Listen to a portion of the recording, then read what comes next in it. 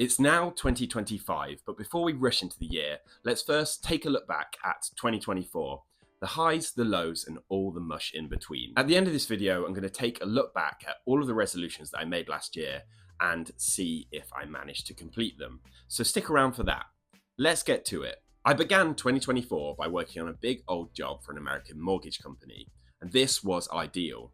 I always really struggle to navigate January. It's always a bit quiet, and I always feel like I'm torn between wanting to work really hard and just kind of cruise. So it's nice to have a big old job to focus on and just turn up every day and chip away at it. In January, I picked up a fun little job for The Independent for an advertorial for Visit the USA. I really enjoyed working on this job. It reminded me of my time working back at Culture Trip when I was an in-house illustrator, and I spent my days making illustrations for articles about all these wonderful and amazing and exciting places that are on this planet that I'll probably never visit because of the horrendous travel anxiety that I experience. In February, I continued to work on that big old American mortgage job. I also screen printed a ton of work for Lizzie Lomax, who is my partner and an illustrator, ran Brighton Half Marathon, and got approached by a medical client to do some illustrations for them. In March, after failing to come to an agreement on budget, myself and the medical client decided that it was best that we didn't work together, and that was fine. After working on this big project with this American mortgage company, I kind of felt quite tired of working on quite dry corporate work, and I was ready to work on some personal work. This coincided with me being invited to be part of a bunch of exhibitions. I was invited by Atelier by the Sea to be in their Risograph show. I was invited by Owen Gildersleeve to be part of his Artist Open House event. And Lucky Frog Studio was contacted by Family Store Records and Gallery and invited to take over their gallery space. Finally, I had an opportunity to make some personal work for myself. In April, we announced the Lucky Frog Studio Fun Exhibition. The majority of April was spent organising promo for the show, as well as making art for the show, and the show was a huge success. Loads of people came to it, we managed to get sponsors, and I also sold some work, but I wasn't completely happy with the work that I made. I was slightly too ambitious, and I didn't have enough time to realise the project in its entirety, and in doing so, I wasted a ton of money.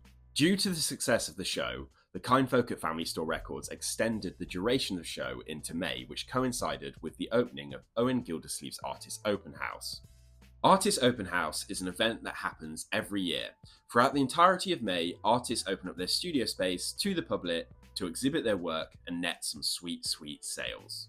Owen Gildersleeve kindly asked myself, Lizzie Lomax, Will Richards, Olivia Waller, and Kira Felon if we would like to exhibit work in his studio. And so I spent lots of weekends in May hanging out at Owen's studio and chatting to the public, and it was really awesome. In May, I ran Hackney Half Marathon, and myself and everybody at Lucky Frog Studio put on a talks night. Putting on a talks night is not for the faint-hearted. It is bloody hard work trying to get bums on seats, but we managed it. We made a slight profit, and everybody who came to the talks night had a jolly good time. At the end of May, something really life-changing happened. I found out that I was going to be a dad, and it took a while for that to sink in.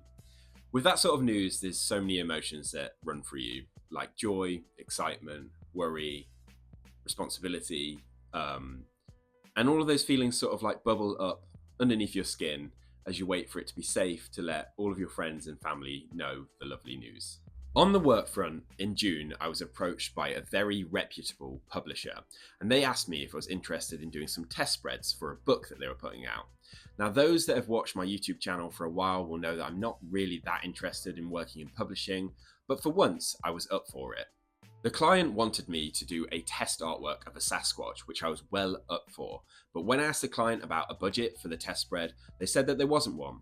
Now, I've been an illustrator for quite some time. It's almost been 10 years, and it amazes me that publishers who turn tens of millions in profits ask artists to work for free. Particularly when publishers rely so heavily on artists to fill their books. You kind of think that they would have a vested interest in ensuring that artists can afford to make a living so that they can illustrate their books. It all got a little bit awkward, and I subsequently never landed the job. But I did in fact draw the Sasquatch, and I posted it online and talked about my experience with the publisher. And it really resonated with quite a lot of people online, particularly those who are a bit frustrated with where publishing is going at the moment. Towards the end of June, I landed a job with the Hepworth Wakefield to do the branding for their festive market, and this was such an exciting moment. I'm a really big fan of Barbara Hepworth's work, and it was a huge honour to work on the job. Not only because the Hepworth is such a prestigious institution, but also because the Hepworth has commissioned a bunch of very great artists to do the branding for the market in the past. like Tess Smith-Roberts, Rose Blake and Leslie Barnes, and it was nice to have myself be one of the select few that have done the branding for the market. Work was pretty slow at the time that this job came in, and I had quite a lot of time to work on this job, and so I spent quite a lot of time reading about Barbara Hepworth's work and life and drawing from her sculptures. Over the last few years, I feel like my process has become a lot more formulaic. I read a brief or an article, I then do some sketches and then submit the final artwork.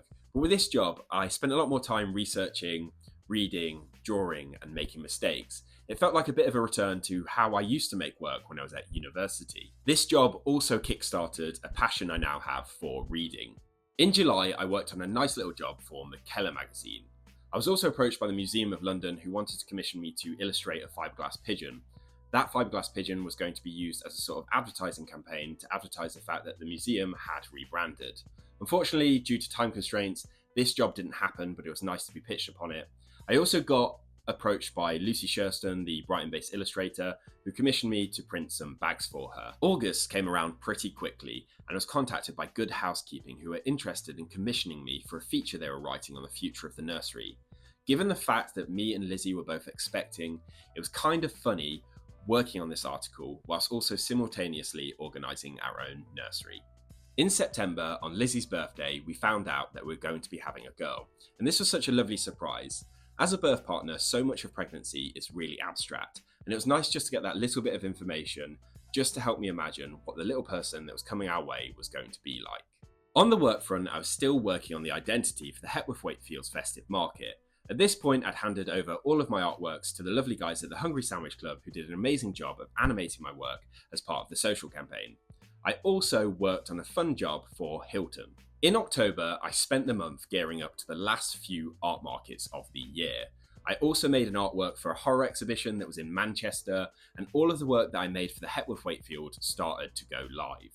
In November, myself and a very heavily pregnant Lizzie made our way up to Glasgow to table at Glasgow Print Fair.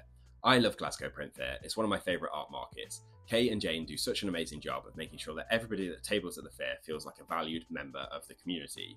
Sometimes when you table at art markets, you can feel fairly interchangeable, but that's never the case at Glasgow Print Fair. In December, I spent a lot of time in my print studio listening to audiobooks, printing work that I'll show you in the next couple of videos. I also did my last art market and then started to begin to wind down for the year.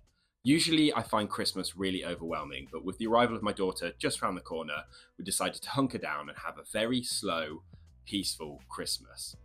So, that was my year. It's now time to take a look at the goals that I set for myself in 2024 and see if I completed any of them. In 2024, I said I would collaborate with more artists, do more stuff with Lucky Frog Studio, run more half marathons, put on a solo show, go on holiday, print more garments, work with some big clients, do some outreach, document the process, and up the quality of the videos that I make. Whilst I didn't manage to get everything done on the list, I feel like I made a really good go of it. 2024 had its challenges. In sitting down and scripting this video, I realised that 2024 wasn't all that bad. I made lots of work that I wanted to make. The only thing that I didn't make was very much money. And if that's the trade-off, I think I'm okay with that. That was the video for today. If you are wondering why this video was posted in March and not in January, that is because my daughter, Robin, arrived in January and I decided to take a few weeks off to get used to being a dad, getting to know Robin and supporting Lizzie. If you enjoyed this video, make sure to like and subscribe. I've got plenty of plans for 2025 and it would be nice if you stuck around. Until then, take it easy and I'll catch you guys in the next video. Bye!